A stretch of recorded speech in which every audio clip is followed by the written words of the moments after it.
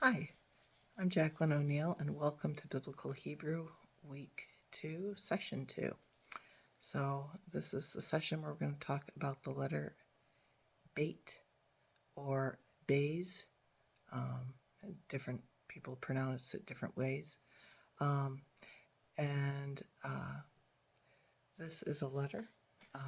This is how it first looked in Paleo Hebrew. And then it changed into this. And then eventually it became the form that we know today, which looks something like this. So, Beit is the number 2 in the Hebrew alphabet, and it has 2 different pronunciations. It could be pronounced as a B sound, or it also can be pronounced as a V sound. And the way you know which one you're supposed to be pronouncing is this little dot in the middle. If you see the dot in the middle, then it is a B sound for bait. And if the dot is not there, then it is a V sound. So the letter bait is a picture of a tent. So it has the roof, it has a wall, it has a floor, and then it has a door to go to the outside. This word can mean, or letter, I should say, can mean habitation.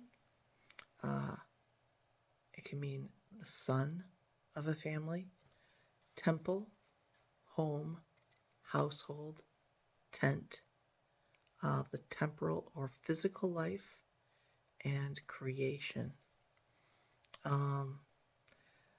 So it also, they say that the lines of the bet represent different cardinal directions. So east is at the top, south is this vertical line, west is the bottom, and the open side is the north. That shows that the world is incomplete, and that it is our job to complete it. Jews consider the north side to be evil. A lot of times in the Bible, devastation or enemies come from the north. That would be where the Fertile Crescent is. They would be coming up and around a lot of times to attack Israel. So they viewed the north as evil, and so that evil side of us is the incomplete side that needs to be resolved and restored, and then it can be brought to completion. So this is a letter that shows that God is waiting on our obedience to work in and through him to bring completion to the earth. And we have an obligation to fight evil in us and in the world because of this. So, as you can see, because it's a tent, that would be the reason why it means a habitation, a home, a household, the people who live in the tent. The son is because a lot of times sons were the most important member of the family after the father that lived in that tent. A temple, because the Jews' first temple was the tabernacle, which was a tent. A tent is a temporal or physical life because it's something that you have for a period of time, then you tear it down, it gets worn out, you rebuild it. It's a temporary thing. And creation, because Beit is the first letter of the Bible, and the Jews believe that all of everything was created coming out of the Beit. And we'll get into that more later on. Beit, most of these letters can also be used as a marker at the beginning of a word. So beit is a preposition. When you see a beit at the beginning of another word, it normally means to be in or with something, which, of course, when you are in a tent, you live in a tent, or you are with other people in a tent. So that's the reason why beit is that preposition. As I said earlier, Beit is the number 2. So, and so it represents duality and plurality. Um, so creation was created in pairs. Um, when God created the earth, he created light and darkness, sea and sky, land and water, birds and fish, beasts and man and woman, physical and spiritual. It said that when God created the world, he didn't just create one world, but he created 2. He created the temporal world where we were going to live, and he created the Ha'olam, the world that is to come. And so he created all of that when he created the earth. 2 is the number of unity, which you might think, like I did, why isn't 1 the number of unity? But the reason why is because you have to have 2 in order to unite. So 2 is the number of unity.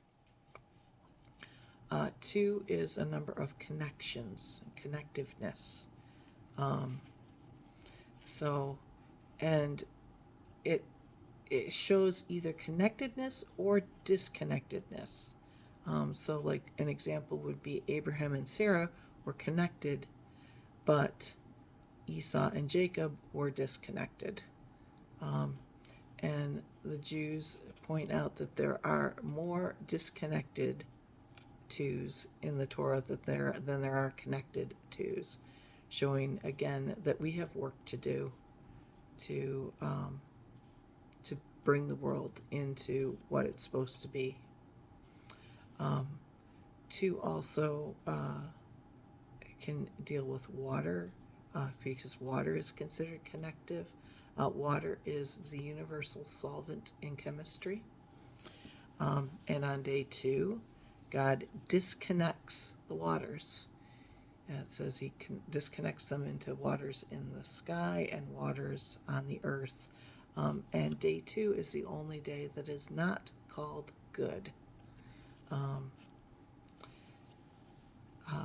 In the alphabet, let me grab my aleph here if I can find it real fast. Sorry. In the alphabet, the aleph is behind the bet. So this would be the order of the alphabet. So it faces away from the image of God.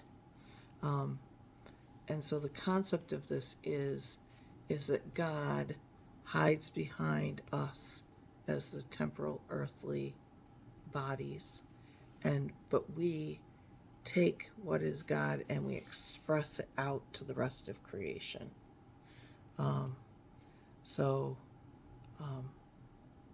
That is expressive of the idea that we are the image of God, the image of Elohim, and that God is the mask. Elohim is the mask in God's mask in nature, and that we are used to reveal God through that mask to all the rest of creation. So,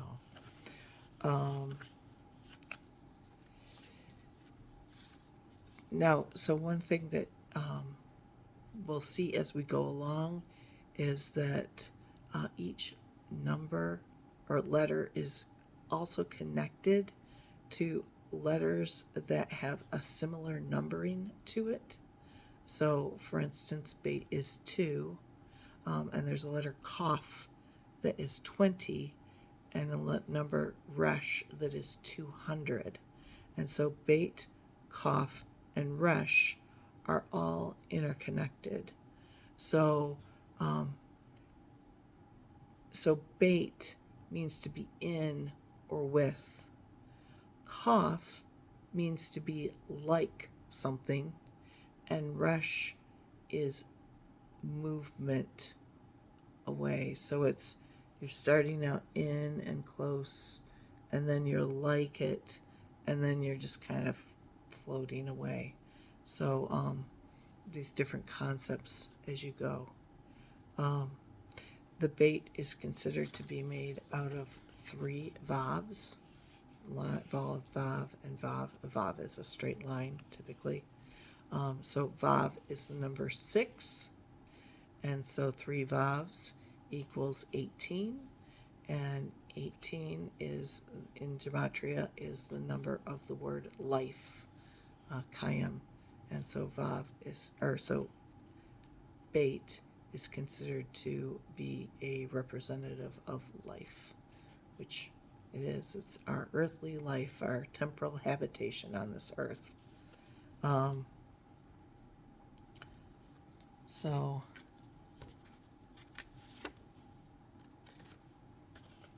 this is the word bait. And bait can mean, so it's bait, bait yod tav is the letter bait. And bait yod tav can also be a word, and that word is bayit, and bayit means house or household. So it also can mean a royal palace or a temple. So like the Temple Mount is called Har Habayit, which is the mountain of the temple, or the mountain of the house. So there is another word that has bait in it. So this is the word bait, El. So we learned about El last week. It means Lord, and bait. So this word, if we know this means house and this means Lord, then this is the house of the Lord. In your English Bible, you might recognize this word as Bethel. So Beit El.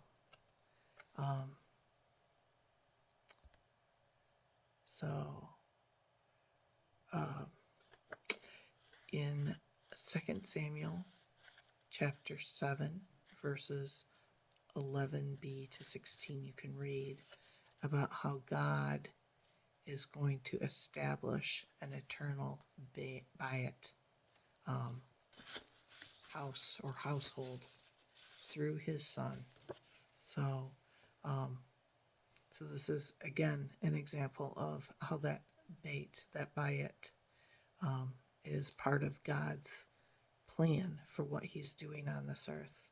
And in 2 Corinthians 5, chapter 5, verse 1, it talks about that our earthly bayit, our earthly tent, is going to be torn down. So some other interesting verses to look at would be 1 Peter chapter 2, verses 4 to 5, and Ephesians chapter 2, verses 19 to 22, to look more at the concept of bait and how God views our earthly tent and what it's valued for and what its purpose is. So thank you, and hopefully soon I'll have also a auxiliary lesson, secondary lesson that goes through some things with other words that we can start looking at using the letter Aleph and the letter Beit. And it'll be pretty exciting, so I hope you get to see those too. Thanks. Bye.